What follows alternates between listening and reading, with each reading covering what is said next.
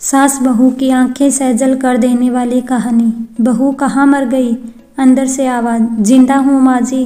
तो फिर मेरी चाय क्यों नहीं आई अभी तक? कब से पूजा करके बैठी हूँ। ला रही हूँ माँ जी। बहू चाय के साथ भजिया भी ले आई। सास ने कहा, तेल का खिलाकर क्या मारोगी? बहू ने कहा, ठीक है माँ जी, ले जाती हूँ। सास ने कहा, रहने दे, अब बना दिया है तो खा लेती हूँ। सास ने भजिया उठाई और कहा, कितनी गंदी भजिया बनाई है तुमने। बहू, माँ जी मुझे कपड़े धोने हैं, मैं जाती हूँ। बहू दरवाजे के पास छिपकर खड़ी हो गई। सास भजिया पर टूट पड़ी और पूरी भुजिया खत्म कर दी। बहू मुस्कुराई और काम पर लग गई। दोपहर के खाने का वक्त हुआ। सास ने फिर आवाज लगाई, कुछ खाने को मिलेगा? बहू ने आवाज नहीं दी। सास फिर चिल्लाई, भूखे मारोगी क्या? बहू आई, सामने खिचड़ी रख दी। सास गुस्से से, ये क्या है? मुझे इसे नहीं खाना, इसे ले जाओ। बहू ने कहा, आपको डॉक्टर ने दिन में खिचड़ी खाने को कहा है, खाना तो पड़ेगा ही। सास मुंह बनाते हुए, हाँ तू मेरी माँ बन जा। बहू फिर मुस्कुराई और चली गई।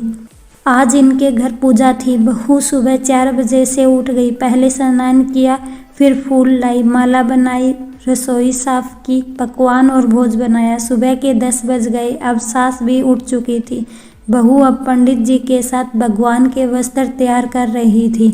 आज ऑफिस की छुट्टी भी थी तो उनके पति घर पर ही थे।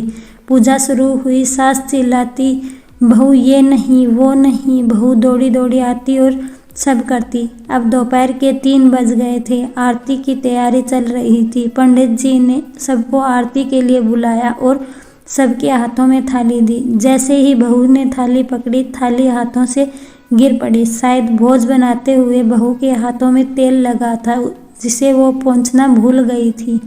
सारे लोग तरह तरह की बातें करने लगे। कैसी बहू है, कुछ नहीं आता, एक काम भी ठीक से नहीं कर सकती, ना जाने कैसी बहू उठा लाए हैं, एक आरती की थाली भी नहीं संभल सकी। उसके पति भी गुस्सा हो गए, पर सास चुप रही, कुछ नहीं कहा, बस यही बोल के छोड़ दिया, सीख रही है, सब सीख जाएगी धीरे धीरे। अब सबको खाना परोसा जाने लगा। बहू दौड़ दौड़ के खाना देती, फिर पानी लाती।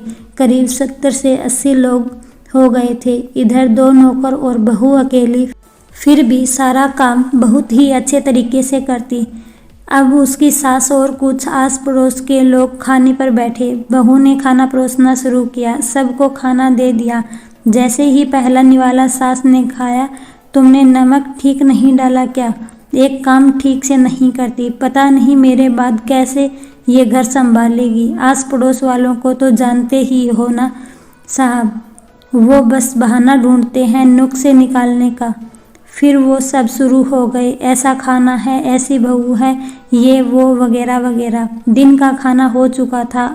अब बहू बर्तन साफ करने नौकरों के साथ लग गई। रात में जगराते का कार्यक्रम रखा गया था। बहू भी 1-2 गीत गाने के लिए स्टेज पर चढ़ी।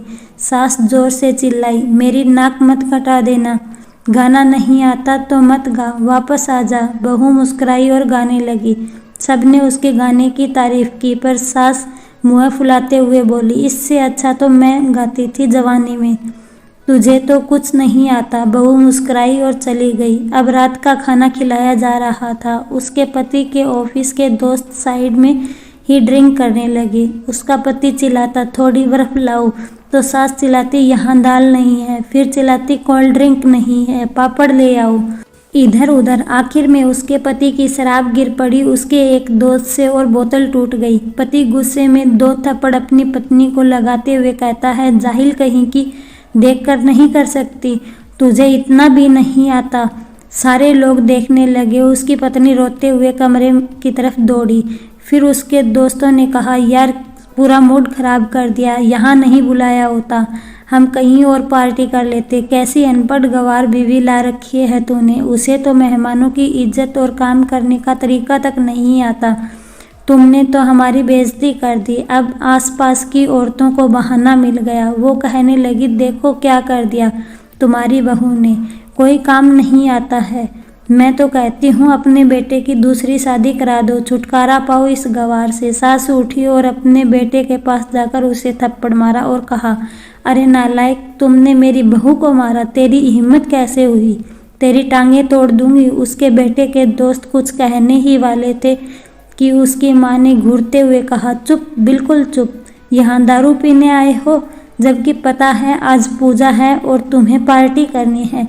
कैसे संस्कार दिए हैं तुम्हारे माता पिता ने? और किसने मेरी बहू को जाहिल बोला? जरा इधर आओ, चप्पल से मारूंगी अगर मेरी बहू को किसी ने एक शब्द भी कहा तो। अरे पापी, तुमने इस लड़की को बस इसीलिए मारा कि तेरी शराब टूट गई। पापी, वो बच्ची सुबह 4 बजे उठी है, घर का सारा काम कर रही है, ना सुबह नाश्ता किया ना दिन का खाना खाया, फिर भी हंसते हुए, सबकी बातें सुनते हुए, ताने सुनते हुए घर के काम में लगी रही। तेरे यार दोस्तों को वो अच्छी नहीं लगी, जूते से मारूंगी तेरे दोस्तों को जो कभी उन्होंने ऐसा कहा। उसके यार दोस्त चुपके से खिसक गए। अब सास बहू के कमरे में गई और बहू का हाथ पकड़कर बाहर लाई। सबके सामने कहने लगी, किसने कहा था अपनी बहू को घर से निकाल दे? दूसरी बहू ले आ, जरा सामने आओ। कोई सामने नहीं आया। फिर सास ने कहा, तुम जानते भी क्या हो इस लड़की के बारे में? ये मेरी माँ भी है, बेटी भी। माँ इसीलिए मुझे गलत काम करने पर डांटती है और बेटी इसीलिए कभी कभी मेरी दिल की भावनाएं समझ जाती है।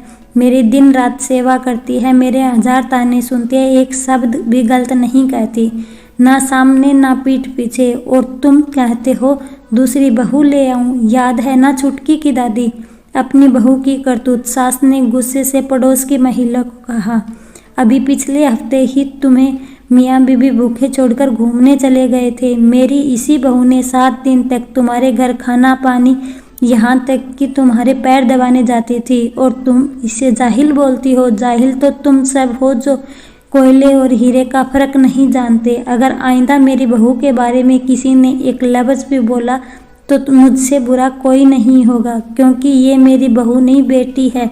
बहू सिसकियाँ लेते हुए कमरे में चली गई। सास ने एक प्लेट उठाई और भोजन परोसा और बहू के कमरे में खुद ले गई। सास को भोजन लाते देखा तो बहू ने कहा, अरे माँ जी, आप क्या कर रही हो? मैं खुद ले लेती। सास ने प्यार से ताना मारते हुए कहा, डर मत, इसमें जहर नहीं है, मार नहीं डालूंगी तुझे। तुझे नई सास चाहिए होगी, पर मुझे अभी भी तुम ही चाहिए अपने घर के लिए। बहू ने अपनी सास को रोते हुए गले लगा लिया। सास भी रो दी पहली बार और कहा, चल खाना खा ले। फिर मजाक करते हुए कहा, मेरे पैर भी दबाने हैं और ख्याल रखना, पैर दबाने हैं, गला नहीं दबाने दूंगी। क्योंकि कभी मैं भी यही सोचती थी। दोनों खूब हंसने लगी। कुछ रिश्ते बहुत मीठे होते हैं, बस बातें कड़वी होती हैं। कहानी पसंद आई हो तो लाइक, शेयर एंड सब्सक्राइब करना।